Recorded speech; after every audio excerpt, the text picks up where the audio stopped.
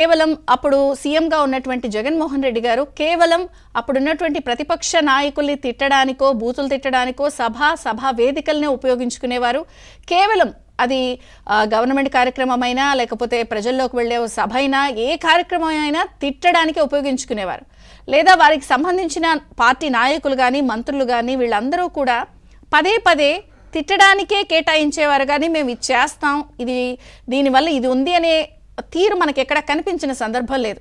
ఇంకా చెప్పాలి అంటే అనేక సందర్భాల్లో మనం వీడియోలు చూసాం.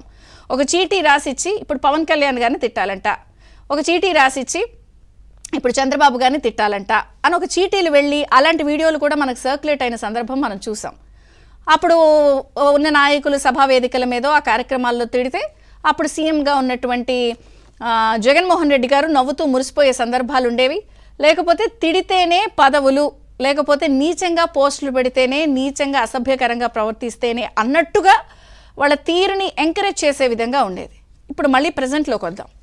నేను ఎందుకు బార్న్ లీడర్ అని అంటున్నానంటే, తప్పుని తప్పని చెప్పాలి, లేదా తప్పు చేస్తే శిక్షించాలి, లేదా ఇలా చెయ్యొద్దు అని చెప్పాలి. నిన్నటి ఎమ్మెల్యేల మీటింగే తీసుకుందాం. దాంట్లో చాలా బాధ్యతగా సీఎం చంద్రబాబు గారు ఎమ్మెల్యేలకి బాధ్యతగా ఉందాం, బూతులు తిడితే ప్రజలు స్వాగతించరు, వైసీపీ ఎమ్మెల్యేలాగా చెయ్యొద్దు అని చెప్తూనే సున్నితంగా సొంత పార్టీ ఎమ్మెల్యేలని వార్నింగ్ ఇచ్చిన సందర్భం చూసాం. మద్యం లేదా ఇసుక వ్యవహారాల్లో జోలికి వెళ్ళొద్దు, వేలు పెట్టద్దు, కొన్ని అక్కడక్కడ పిలిమోకలు వేస్తున్న వ్యవహారాలు నా దృష్టికి వస్తున్నాయి, ఇంకా మీరు సెట్ రైట్ అవ్వకపోతే చాలా సీరియస్గా వ్యవహరించాల్సి ఉంటుందని చెప్తూనే, ఇంకా ఇసుక పాలసీ విషయంలో ఈ సందర్భంలో పూర్తిగా తెలుసుకుని మాట్లాడండి.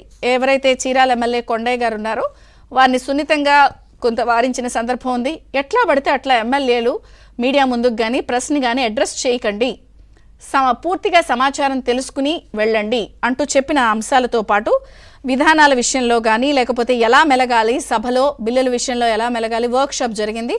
ఆ సందర్భంగా అన్ని చెప్తూనే సున్నితంగా అనేక విషయాల్ని వార్న్ చేశారు. ఎందుకంటే రాష్ట్రానికి భారీ స్థాయిలో పెట్టుబడులు వస్తున్నాయి, రాష్ట్రం చూపు అందరూ ఇన్వెస్టర్స్ ఏపీ వైపు చూస్తున్నారు. ఇక్కడ కొత్తగా ప్రభుత్వం ఏర్పడింది కాబట్టి వీళ్ళు ఇండస్ట్రియల్ పాలసీలు కానీ లేకపోతే ఎంత ఫ్రెండ్లీగా ఉన్నారు. నిన్న కూడా మనం చూసాం 65,000 కోట్ల పెట్టుబడితో 500 కంప్రెస్డ్ బయోగ్యాస్ ప్లాంట్లు రిలయన్స్ ఒప్పుకుంది. సో ఇలాంటి ఈ నేపథ్యంలో పిచ్చి వేషాలు వేస్తూ పిచ్చిగా మాట్లాడితే మాత్రం ఊరుకునేది లేదు.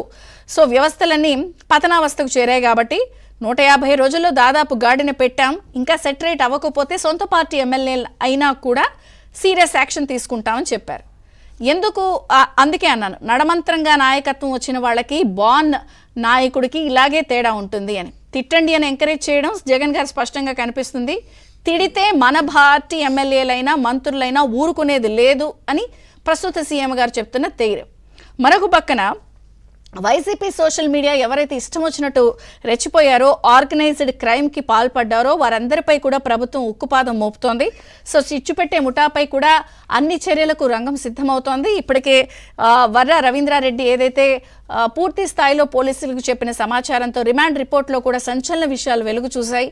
అందులో కూడా పూర్తి స్థాయిలో అర్జున్ రెడ్డి, సజ్జల కుమారుడు భార్గవ రెడ్డి చుట్టూతోనే ఉచ్చు బిగుస్తోంది. ఇప్పటికే ఎల్ఓసి అంటే లుకౌట్ కార్నర్ నోటీసులు కూడా ఇష్యూ చేయడం జరిగింది.